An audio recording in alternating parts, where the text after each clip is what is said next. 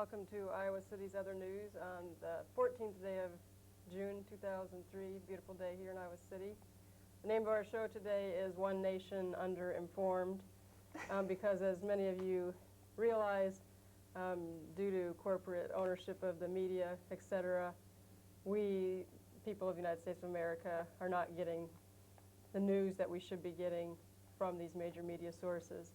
So today we're going to be talking about some things, some issues and documents put out by the Bush administration and company that haven't gotten enough press and that we need to be talking about. My guest here today is Karen Pease. She will be running for, or is running for City Council, Iowa City Council this fall. And she's also the former coordinator of Iowans for Peace. So she's going to have a lot to say about the two documents that we're going to be talking about, which are the National Security Strategy of the United States of America, as well as a project for a new American century. And last week, or maybe earlier this week, I can't remember, but anyhow, a little while ago we went out, talked to some people on the streets, and asked them if they had in fact ever heard of the National Security Strategy of the United States of America, and we also asked about the FCC ruling, which we'll touch on a little later in the show. But let me see, I'm not sure if Greg is ready for the tape. So we'll go ahead and roll the tape of these interviews with some of the folks, asking them about the NSS. Go ahead.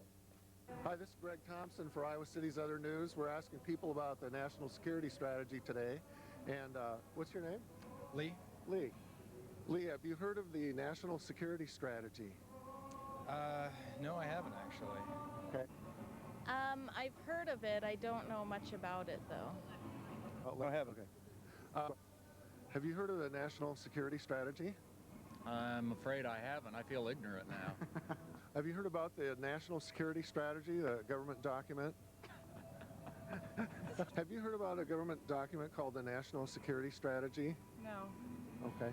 Have you heard of a government document called the National Security Strategy? No.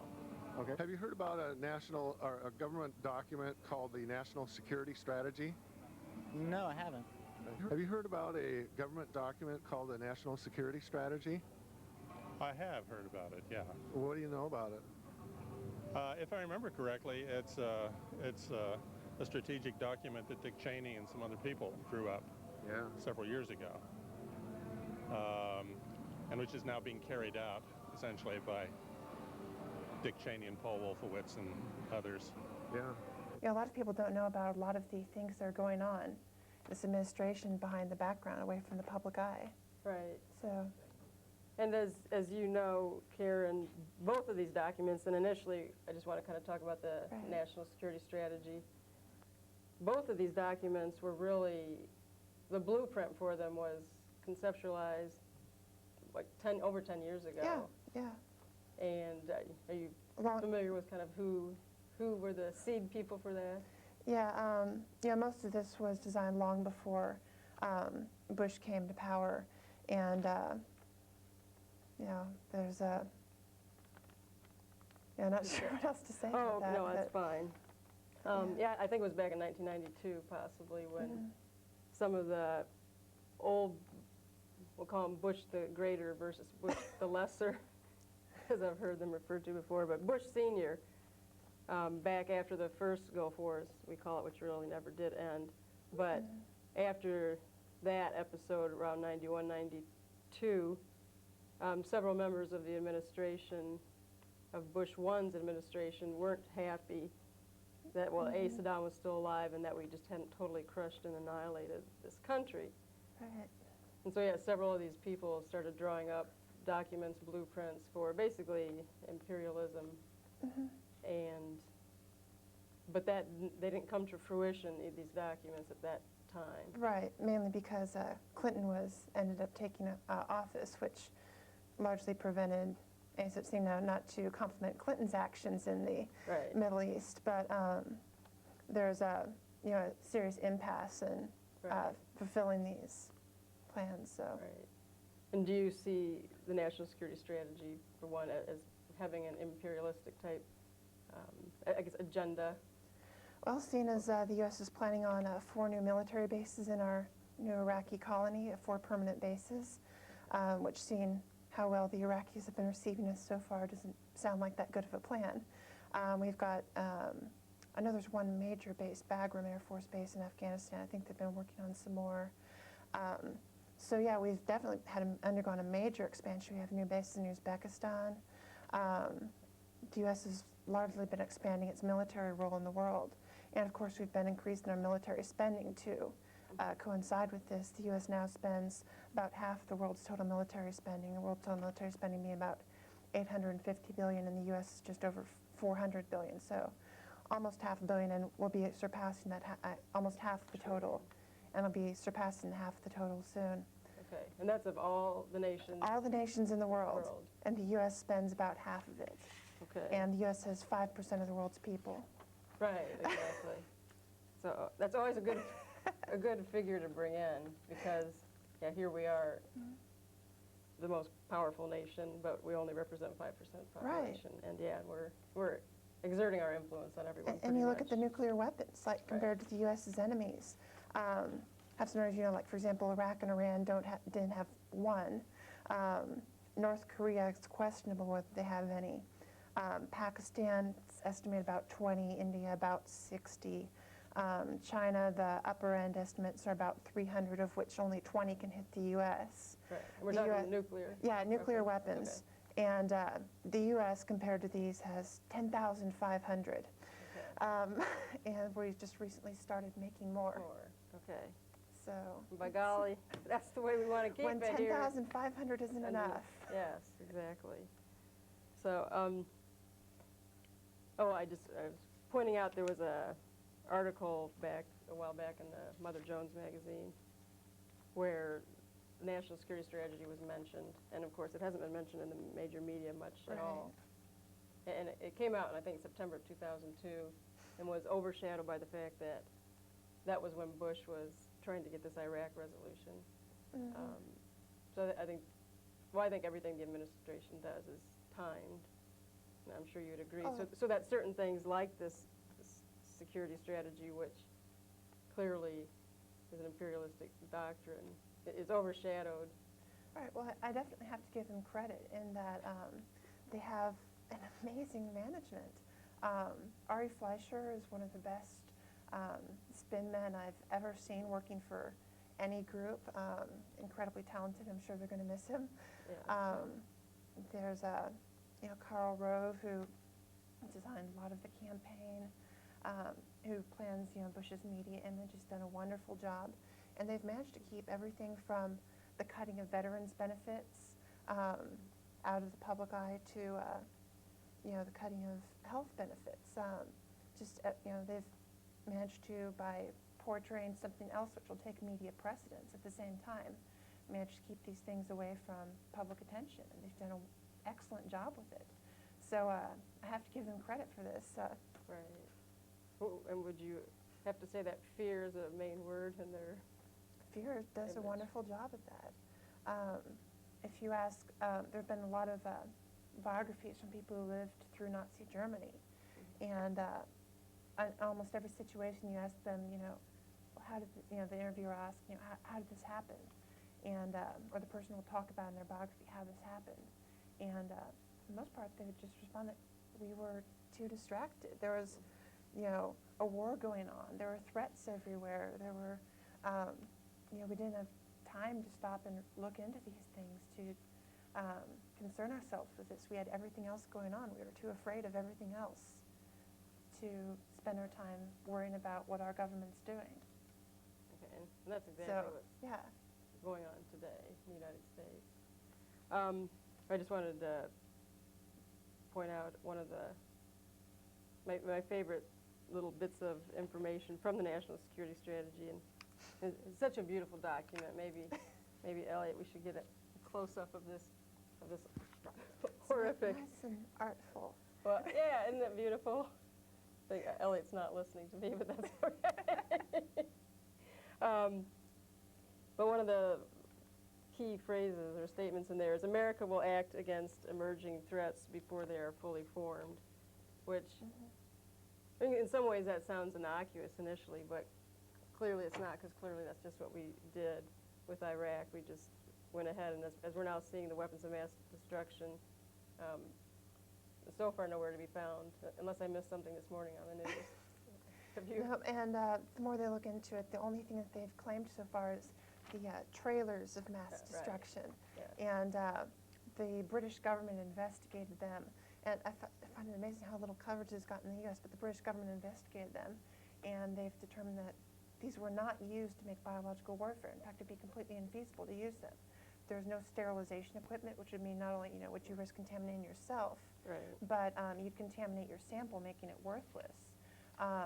Even at the most scoured facilities that Iraq had ever done, where they had produced biological agents before, there'd always been traces. There was not the slightest trace before, or the traces of chemical agents used to scour. There are all sorts of issues with it, which tend to indicate that it was something that was perfectly legal, something that Iraq imported from Britain itself, which was a truck used to make hydrogen for ballistic weather balloons, which had to be, of course, on a trailer so that they can get the balloons where they need them, to the launch site. Right.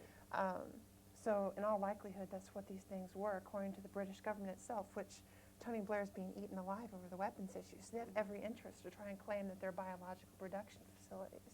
Right. And that's, you brought up an interesting point. Maybe you want to elaborate it on a little more. Because I constantly hear about how in the United States, the media that we get is just so clean and sanitized, as far as images we see and as far as words we're hearing. But CNN International, so even other countries that are covered by CNN, they're getting totally different news and images, isn't that right? Yeah. In fact, if you actually watch international news, they actually often show the dead in the war, which is, I actually wish they would do over here, as disturbing as it can be to people. It's important to realize that this is the reality of the situation. This is what's actually going on the ground. And if you're not willing to stomach what's actually going on the ground, how can you support what's going on internationally? So I personally wish the U.S. media was more like the international media. The U.S. media also has some other issues, which is sort of a carrot and a stick issue, in that the companies that do well are rewarded in the deregulation front. If you don't offend the government, they're more likely to approve mergers and the like. And there's also the issue of the fact that if you are not nice to the government, they ban you from attending White House press briefings and the like, which for a lot of stations can be a death knell. If everyone's breaking, the White House is saying this, and you don't have a reporter there, that's a serious liability. So because of that, it's very difficult for a media station to, if they wanted to criticize the White House, or they'll lose serious standing. Right. In other words, they can criticize the White House, but if they do, their audience will become next to nothing. Exactly. You find people, that's who the audience will be, which we appreciate you watching us. But unfortunately, it's a small percentage of who needs to be paying attention to these issues. Yeah, I don't think we'd get let in the White House press No, briefing. no.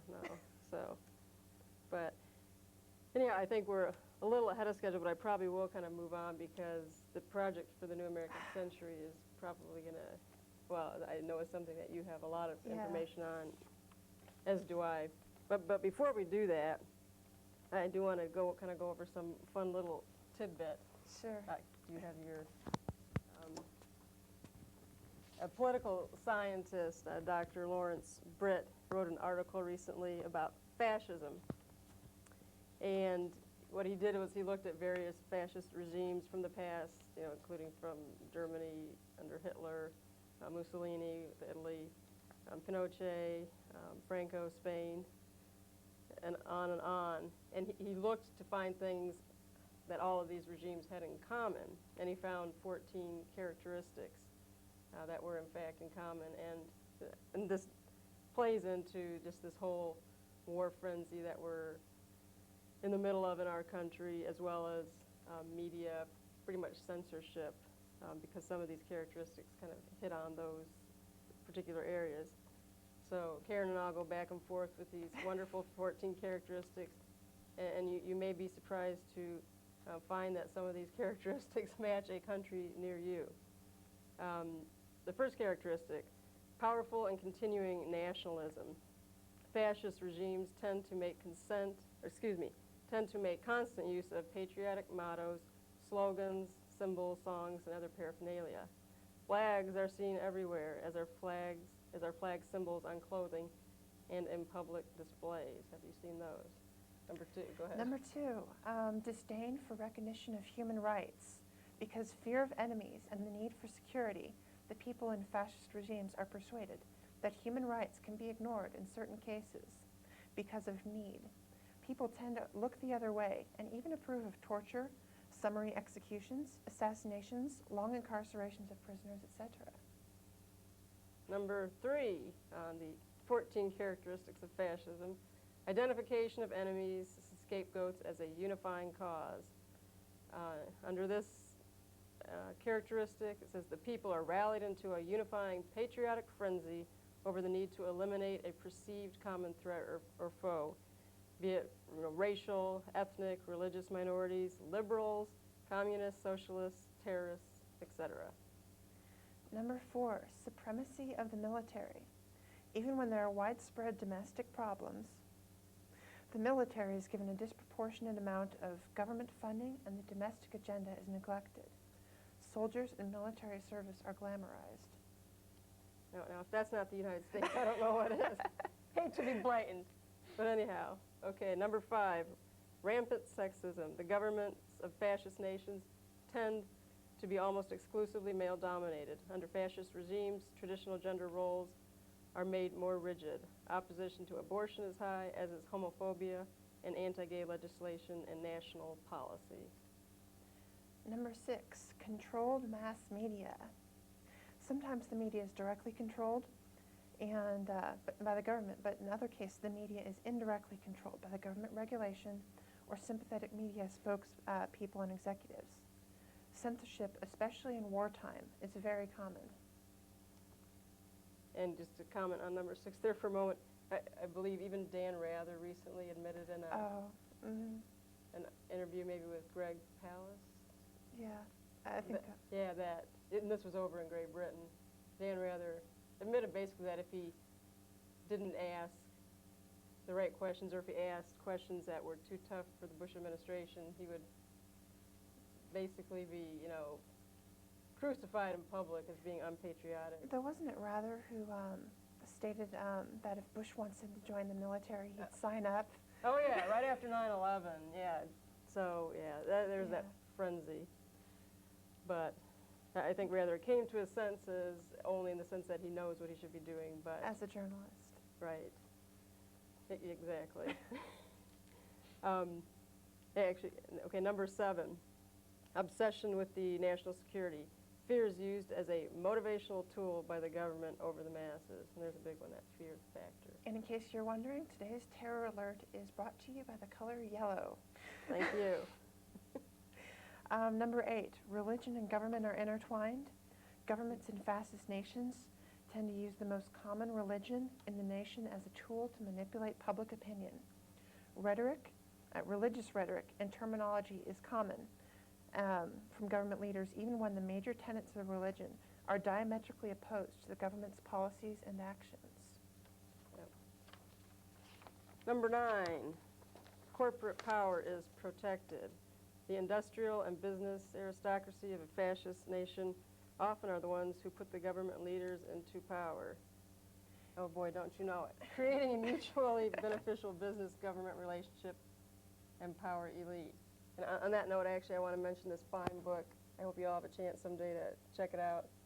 The Iron Triangle, Inside the Secret World of the Carlyle Group. I mean, it's probably one of the, get that glare off. I mean, it just talks about how, basically the military-industrial complex, I think it somewhat touches on that.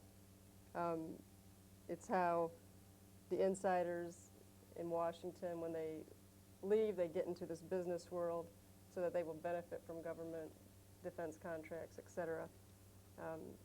just an amazing book. I mean, even our former President Bush, the senior, he's involved with the Carlyle Yeah, Group. he has a job that pays money without doing work. Right, exactly, exactly. I have a friend who made a lot of money on that from the Carlyle Group. Okay, yep, yeah, so, and so that was the corporate power protected. I'm sorry, go ahead, number 10. Number 10, labor power is suppressed. Because the organizing power of labor is the only real threat to a fascist government, labor unions are either eliminated entirely or severely suppressed.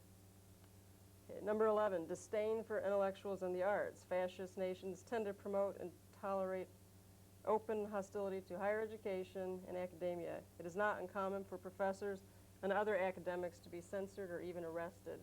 Free expression in the arts is openly attacked, and governments often refuse to fund the arts. Number 12, obsession with crime and punishment. Under fascist regimes, the police are given almost limitless power to enforce laws. The people are often willing to overlook police abuses and even forego civil liberties in the name of patriotism. There is often a national police force with virtually unlimited power in fascist nations. And the Total Information and Awareness Office is watching. Okay, good, yes. Watching Patriot Act 1 and Patriot Act 2 to come, perhaps, but hopefully not. Number 3, rampant cronyism and corruption. Fascist regimes almost always are governed by groups of friends and associates who appoint each other to government positions and use governmental power and authority to protect their friends from accountability. It is not uncommon in fascist regimes for national resources and even treasures to be appropriated or even outright stolen by government leaders. If I can go back to the first part of that, friends appointing other friends, etc. I'm not even sure how many people realize that the chairperson of the FCC is Michael Powell, and his father is Colin Powell. That needs to be in the paper more often, because here we have the Secretary of State, and his son basically is the most powerful person to control the media in the United States of America, and that's frightening. The nepotism has been sort of rampant. Cheney's daughter, Elizabeth Cheney, was appointed to a position which she later lost for being completely incompetent and abusing her power. I think it was a Deputy Assistant Secretary of State for Near East Affairs. Okay. There was Strom Thurmond's 20-some-year-old son was given a federal judgeship. 27 years old, federal judgeship. Yeah. Yes. There's a lot of them. Lists and it's lists. disturbing. Yeah, it is. Okay, I think you get the 14th one, right? Yep.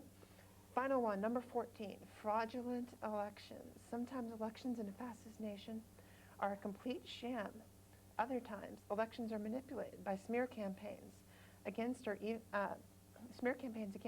assassinations of opposition candidates, using legislation to control voting numbers or political distinct boundaries, and the manipulation of the media.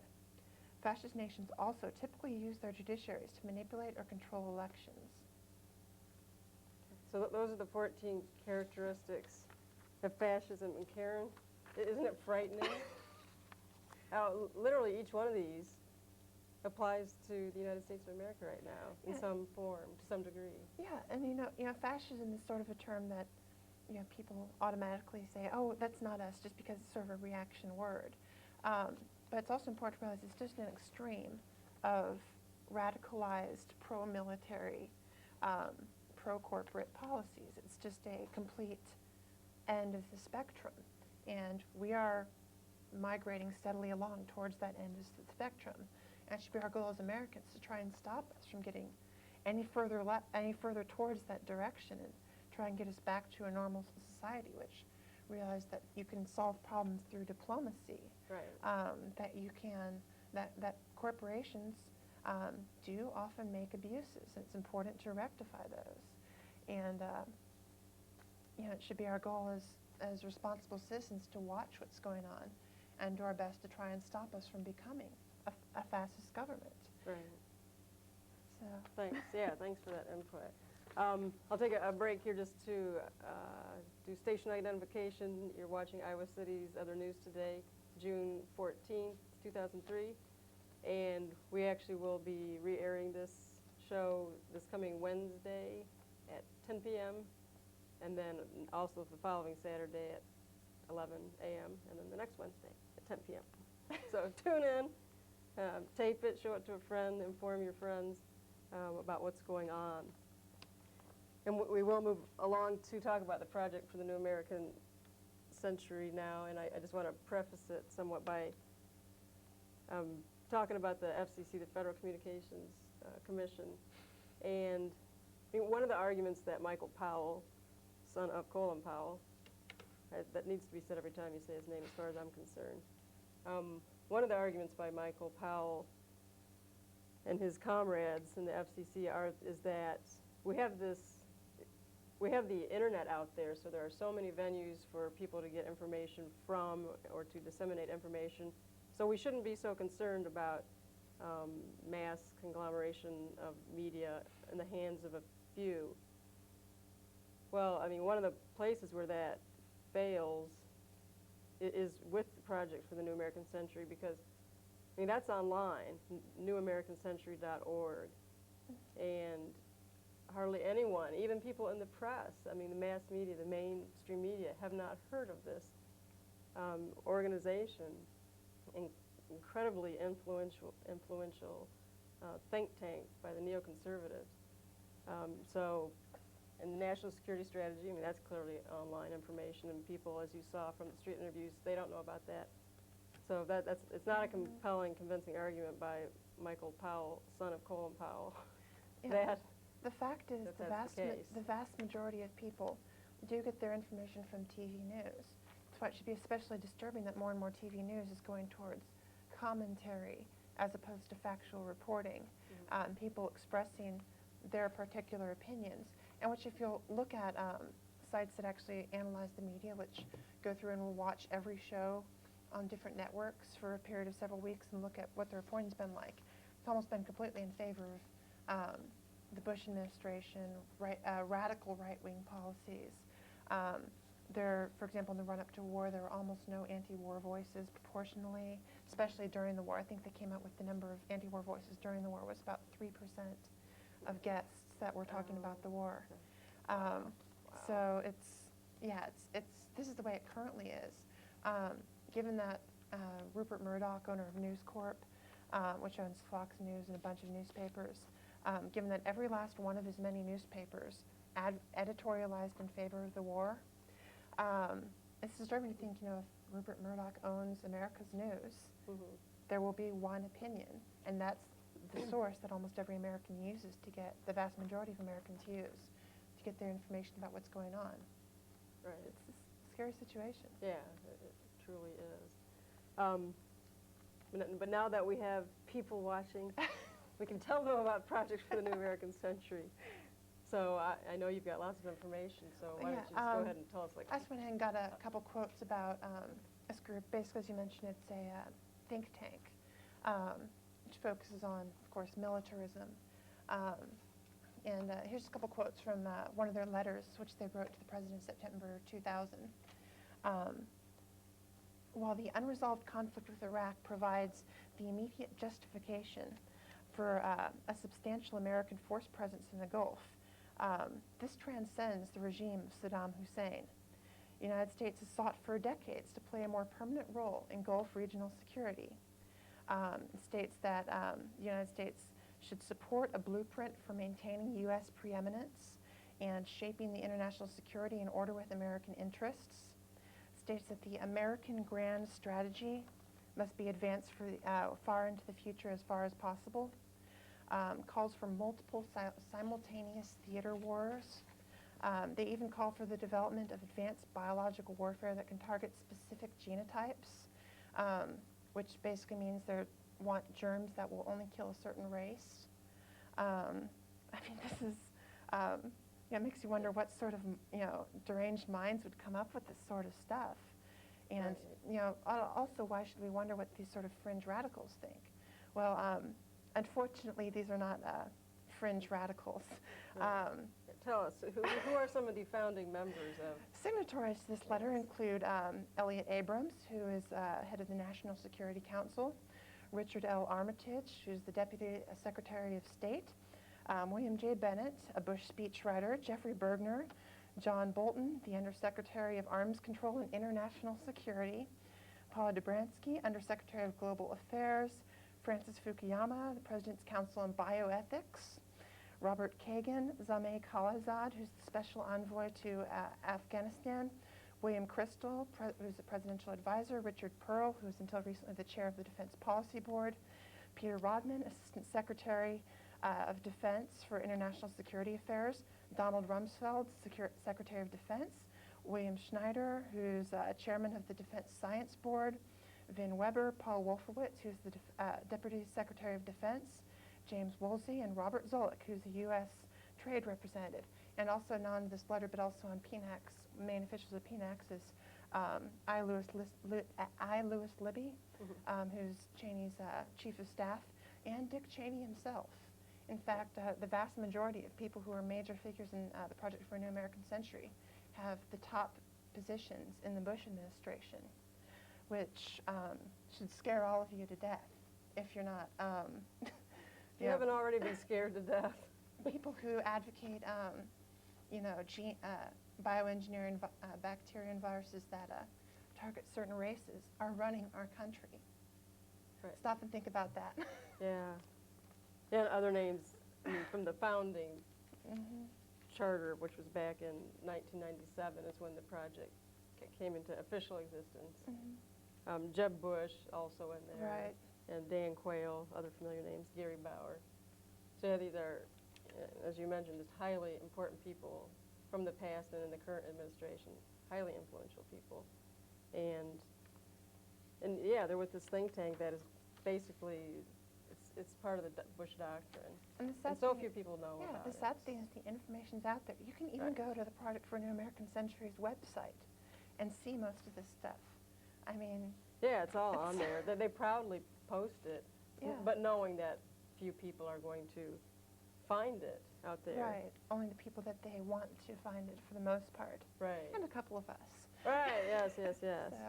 Yeah, William Crystal, just to kind of follow up on some of their input and influence, back in February of 2002, so a little over a year ago, which is way before we really had this big push that the nation knew about for Iraq, so going back a year and a half, we have William Crystal, who is the chair for the Project of the New American Century, testifying in front of the Senate Foreign Relations Committee. I mean, so that's how important these people are. He's testifying, I mean, he's got other positions, but he is on this PNAC, as we call it, for short, Project for a New American Century, PNAC. He is with them as well, and right off the bat, he's saying, "Thank you, Chairman Biden, etc., for inviting me to testify before you. You have asked me the question to address, what is next in the war on terrorism? The short answer is that Iraq is next." I mean, he just cuts right to the chase. This is February of 2002. Right. And it's just no mystery that that fall, there was just a huge push by Bush administration, and the media cooperated fully in making sure that he was given the power to go ahead and have his way with Iraq. And as I mentioned, they didn't say, we will invade Iraq regardless of whether the arms inspectors succeed. They actually say we're going to invade Iraq regardless of whether Saddam Hussein is still in power. And these are the people who are running our government who are saying this. Right. In this letter, it's just they weren't saying it on national television, and that's the problem. And if you want to be more disturbed, the Project for a New American Century calls for the invasion of China. Okay. So they're after Syria and Iran and North Korea. Right. On the list. And so that's even on the website, right? Mm-hmm. That they mentioned. Yep, on the Project for a New American Century website. So yeah, people should definitely check it out, newamericancentury.org. And be afraid, be very afraid. Very afraid. And even back in 1998, I believe it was, I mean, they even wrote a letter to then President Clinton. Yeah. So they've been tireless and starting way back when they were first formed, back during the Clinton administration, in trying to get at Iraq. I mean, they mentioned in their letter to President Clinton, they talk specifically about Saddam Hussein, and their vital interests in the Gulf. I mean, so that when people, tend to think that oil is not a factor, I question whether the statements that protect our vital interests in the Gulf, exactly what they're referring to. I know they will mention or claim that they're referring to other interests, just peace and national security, et cetera. But I think oil is clearly... Well, what other Right. vital salted fish? Right. Yes. Yeah, and the thing is, if you look at the facilities that the U.S. secured when invading Iraq, the first thing we did, every time we passed through, we secured the oil refineries. In Baghdad, the only building we had initially secured for several days until the looting was well underway was the oil ministry. Then later we eventually secured a bank. And then, a week and a half into it, we finally started securing hospitals. For a long time, while U.S. troops were just camping in Saddam's palaces, Right. we didn't have any buildings secured except for the oil ministry, and U.S. troops were actively going through the records. Right. They'll say, well, this is in the interest of the Iraqi people. The U.S. is going to be getting the money from the oil reserves and determining how they get to spend it. The firms that have been getting the contracts so far have been almost exclusively firms from the U.S., especially ones that have ties to the Bush administration. Halliburton got a huge contract, Right. which is expected to be even bigger, except Saddam Hussein didn't torch very many oil wells like they were expecting. Mm-hmm. So the people who are really going to be making the biggest profit from this are in the U.S. They've earmarked very little of the money to go towards the Iraqi people for a long time. That's assuming things go right. Mm-hmm. For now, they're assuming to use the money to pay for the invasion Right. and what we destroyed. Exactly. Yes. I was just going to touch on another more information from the website newamericancentury.org. And once again, going back to right after 9/11, and in my opinion, and I have no qualm saying it, I think that the Bush administration, in many ways, was happy that 9/11 happened because it gave them a reason to start fulfilling their dream of this new American century, going after Iraq, et cetera. I think they were glad that something happened. They said, we won't be able to pursue this vigorously, our blueprint as set out in the National Security Strategy, et cetera, until we have another Pearl Harbor, essentially. And that's what 9/11 was, to some degree. Karen's kind of laughed. Yeah, I mean, I'm sure honestly, they were upset. These are not heartless people. There's people who think that the interests of America are best served through, invading other countries around the world extensively. Okay. I'm sure they were upset for the loss of life, but, they gave them the perfect excuse to do what they've been advocating forever, which is really unfortunate because now we're responding with the loss of life with greater loss of life. Right. It was a means to an end. Yeah. I think sad but true. Anyhow, I guess we need to kind of move things along because we must talk about the FCC, the all-important FCC. And once again, you are watching Iowa City's Other News, not January, it's too nice to be January, June 14th, 2003. We've been talking about national security strategy and the project for New American Century, and we also want to discuss the recent ruling by the FCC, which essentially gives more, major companies the ability to capture a greater percentage of various news markets. And we also recently went out on the streets and talked to some people to see if they had heard of the recent ruling by the FCC. And if Greg's ready, I guess we can just take it away and roll the tape of these interviews with people. Have you heard of the FCC decision that came down today, or actually it was a couple days ago, about ownership of media outlets? No, I haven't. Okay. That sounds like I probably should, though. I think it's really sad. The government has been shutting down a lot of media and trying to consolidate everything, and hopefully the public access stations won't suffer. I'm really worried about that being their next cut, and then we won't be able to see shows like this. Yes, I have. I think it's a very bad idea because there's only so many media outlets that have the money, and they're going to start buying up all the smaller outlets, so you're going to get a very biased news on it. Yeah, and I think that's a bad idea because that's gonna. Where's the little guy in this? I mean, that's what I've been reading a lot of people say, and it's not just Democrats who oppose this ruling. I mean, it sounds like there are Republicans who oppose it too, and conservatives. So it's a nonpartisan or bipartisan opposition. Right. But I'm afraid that pretty soon all that's going to be left is whatever Microsoft gobbles up and public access. And guess which has the bigger audience? Right. Did you hear about the FCC decision earlier this week about opening up the ownership of media? No. Okay. That's all? No. Okay. I've been on a vacation trip. I haven't read the paper. Okay, we'll give you a pass then. Okay. Thank No. Okay. I've been very out of it lately. I should know that. Well, I have. what do you think about that? Well, I know very little about exactly what the implications of that are, but I'm certainly willing to believe the people who see it as a very bad thing, because my instincts tell me that it must be a very bad thing. Yeah. Just from what we've seen so far of these mergers and these, Yeah. the buying up of stations, local stations and local newspapers, Right. and that sort of thing. Yeah. Cool. Thanks a lot. Sure. All right. I think I've heard something about that. Do you have an impression whether it was good or bad, or? Well, nothing that the government does these days is any good, but Okay, there are those great interviews, but I do need to backtrack for one moment because I'm being told that I'm a shocking person for stating that the Bush administration was happy about 9/11. And as Karen said, that they're not totally heartless people, or I shouldn't put words in her mouth.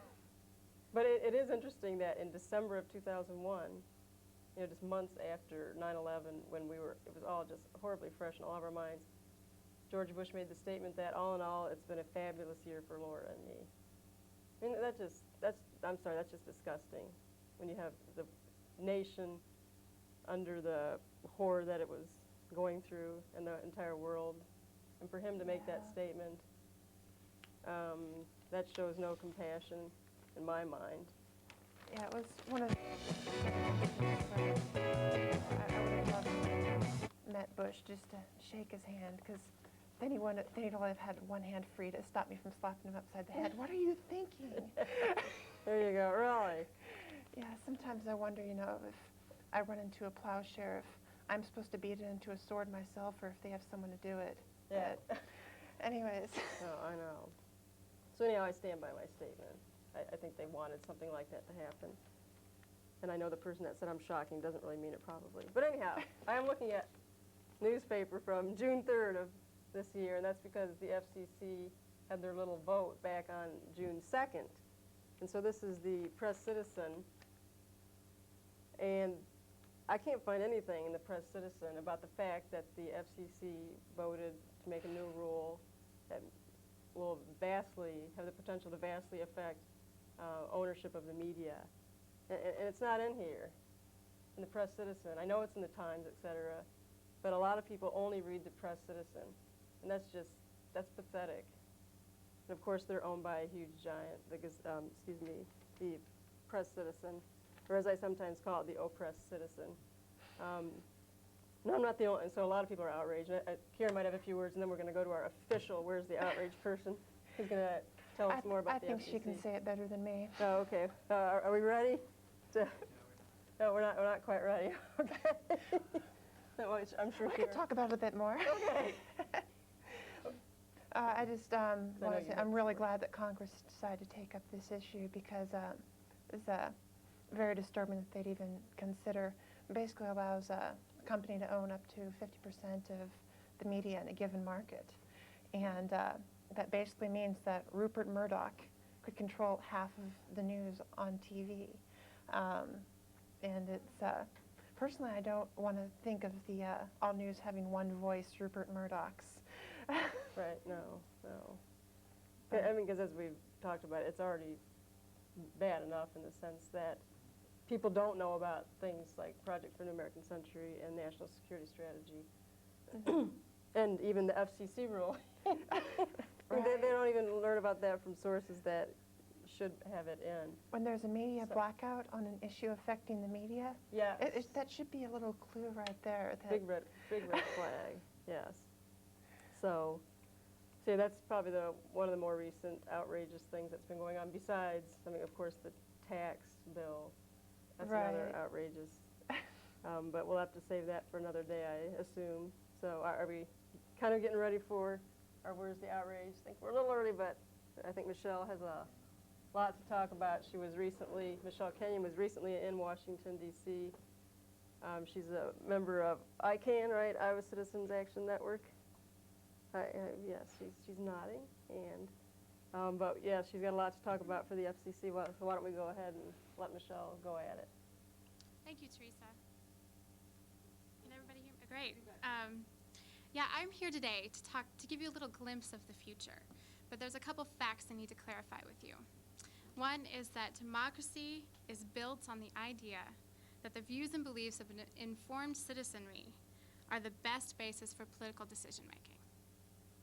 And two, that there's a commission, a Federal Communications Commission, whose specific job, is to protect the public interest and by defending our public airways. We own our communication system in the United States. We meaning the public. And it's the Federal Communications Commission's job to protect the public interest for that. So based on those two facts, I'm going to now give you a little background on what's going on right now. Currently, or at least in 1996, the Federal Communications Commission ruled that they basically got rid of some of the laws that we had to defend the public interests of the public airwaves by making it so more media companies can own more media outlets.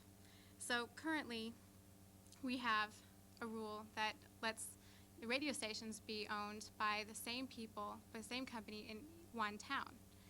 So one town can own, there can be one radio station for you in your town. And a lot of people have heard of Clear Channel Communications. They're one of the biggest beneficiaries of the 1996 Telecommunications Act because they own 1,200 radio stations across the nation.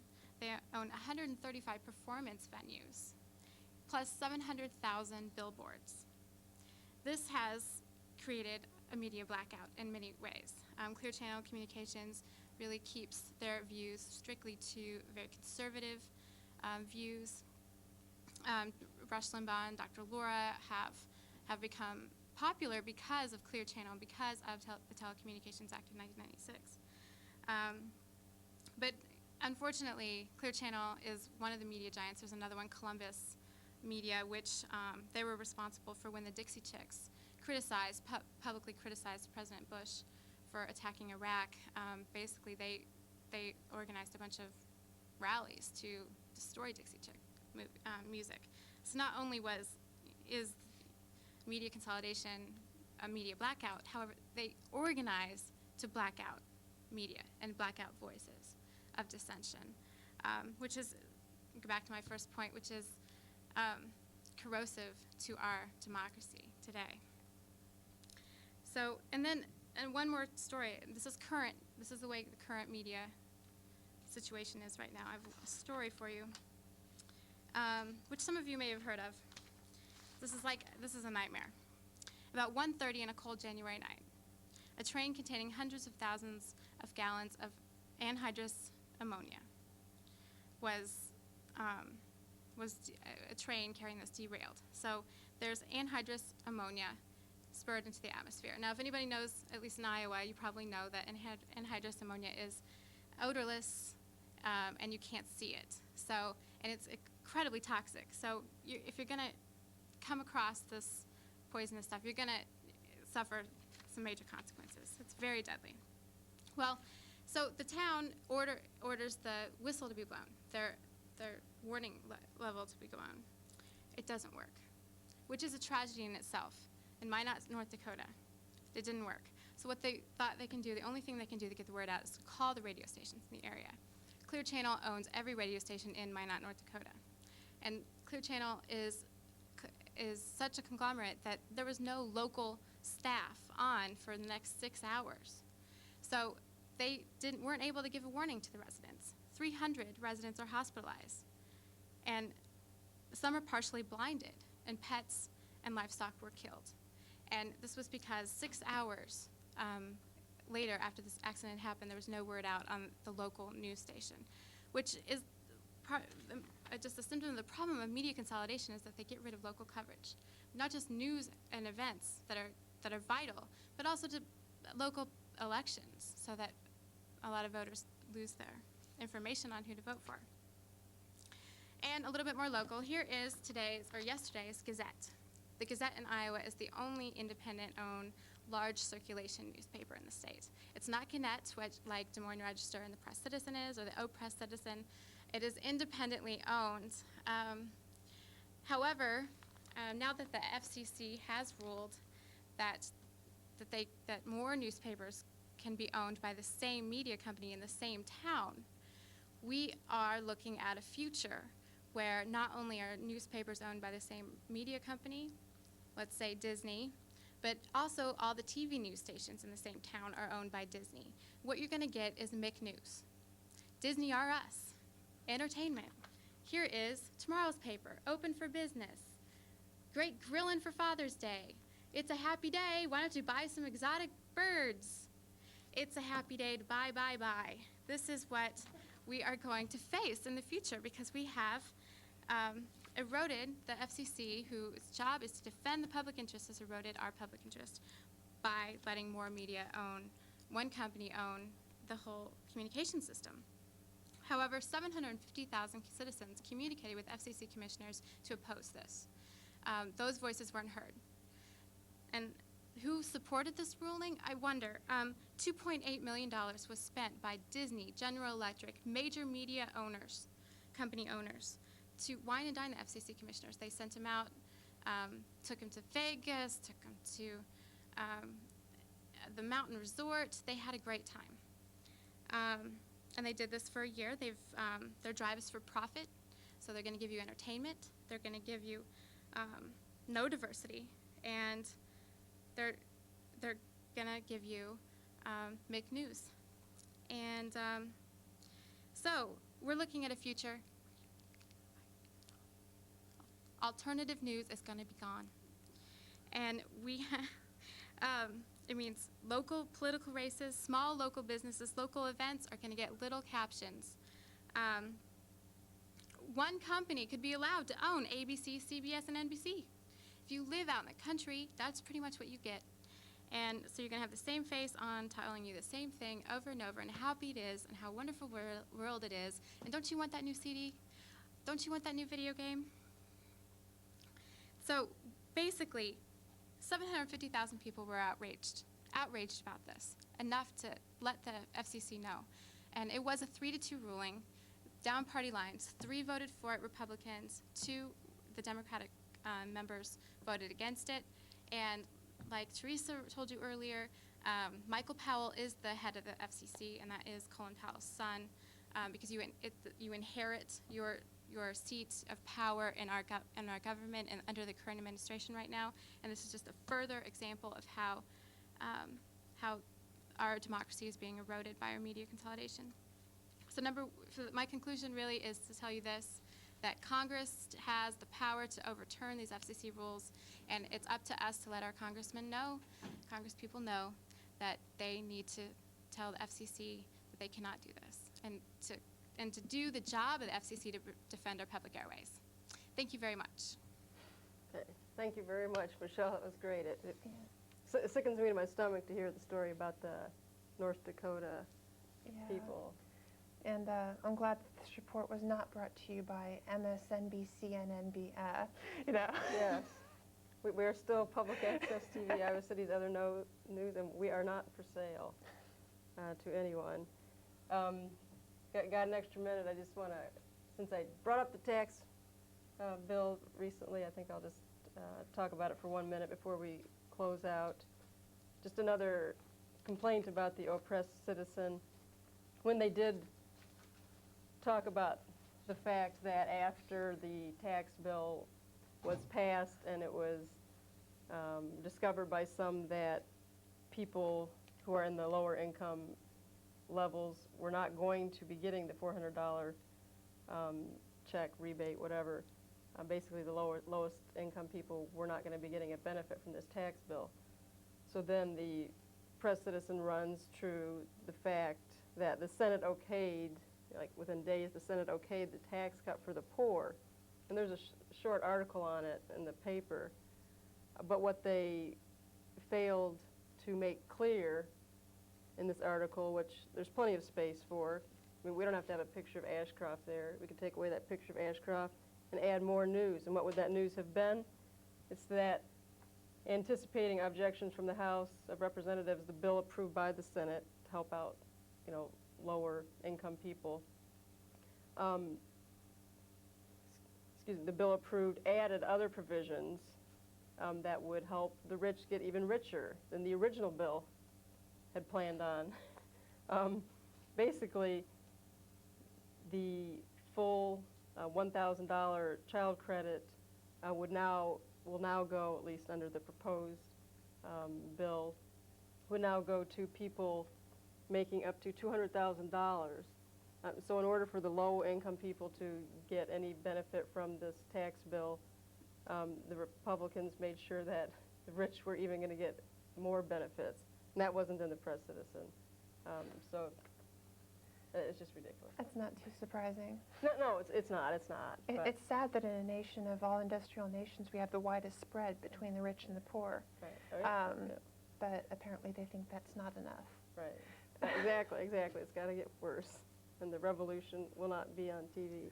It'll be in your backyard. Anyhow, I want to thank again Michelle Kenyon for coming, and Karen Pease for coming. Thank you for having me. You're welcome. Giving us a lot of good information on national security strategy and Project for New American Century. And once again, I'll just remind people that this coming Wednesday at 10 p.m. you'll be able to watch the Scandal re-air, as it will a week from Wednesday at 10 p.m. And then also next Saturday at 11 a.m. we'll re-air the show. So feel free to tune in or tell your friends too, so that they can find out about this important information about what's going on in our country. And I think it's about time to roll the credits. Thanks to our crew, Greg Thompson and Elliot Campbell, the behind-the-scenes people, and Stephen Canner today. And Adam Burke is having a garage sale, so run over to his place. If you know where he lives, he wasn't here with us today. So thanks again for watching, and we'll see you next time. Take care.